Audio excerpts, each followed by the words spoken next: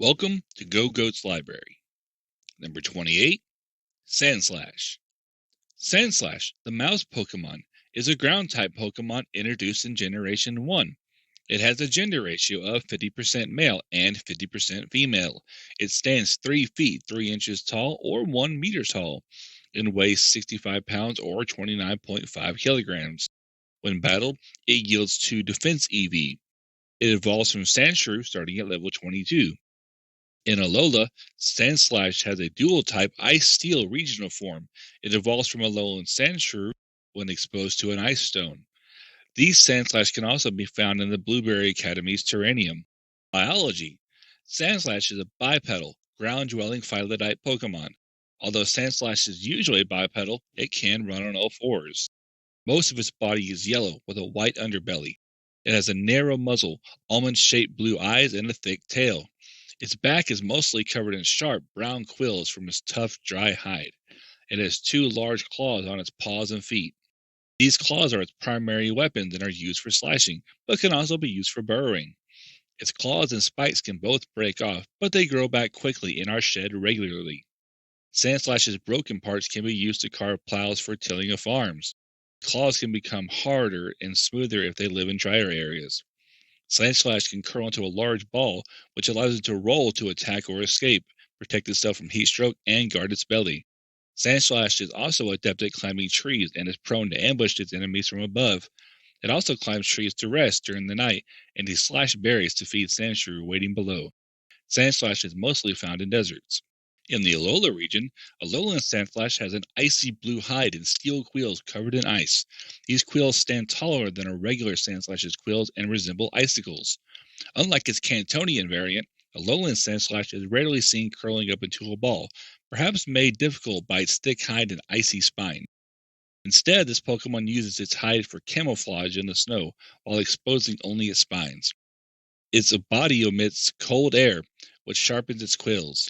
Its forepaws are larger than its counterpart, and its claws are longer, thinner, and hooked at the tip. Formerly used for climbing trees, now they allow it to scale icebergs without slipping. Despite the weight of its ice-covered body, Alolan Sandslash can move swiftly by carving a path in the snow with its claws. It can move faster than any other Pokemon while in the snowy mountains. This Pokemon tends to live in the deeper parts of snowy mountains where climbing is forbidden. However, the spray of snow it kicks up are popular shots for photographers. People also climb up the mountains it lives in to see Sandslash's icy spikes sparkle during the light of dawn. Stabs from Alolan Sandslash's spikes can cause both deep wounds and severe frostbite. They can also be found in the polar biome of Blueberry Academy's Terranium, where Alola's island life is simulated. Anime appearances. In Mewtwo Strikes Back, Corey's Sandslash was captured and cloned by Mewtwo. When Team Rocket saw it being cloned, it was mistaken for its pre-evolved form, Sandshrew. This Sandslash clone was later seen again in Mewtwo Returns. In Good Quill Hunting, Koji used the Sandslash in a battle against Ash to determine who would keep a Cyndaquil. Despite its exceptional power and agility, Sandslash ultimately lost to Cyndaquil.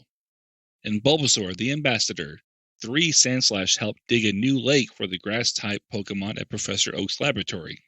In Pokemon Mystery Dungeon, Explorers of Time and Darkness, a Sandslash was a member of Team Razorwind, along with Scyther and Zangoose. The trio of clawed Pokemon were first seen being blasted out of Wigglytuff's guild.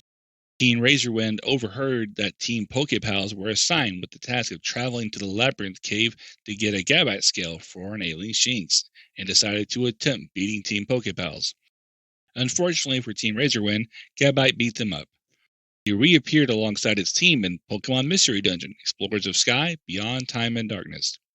In Not Caving Under Pressure, an Alolan Sandslash evolved from an Alolan Sandshrew after touching an Ice Stone.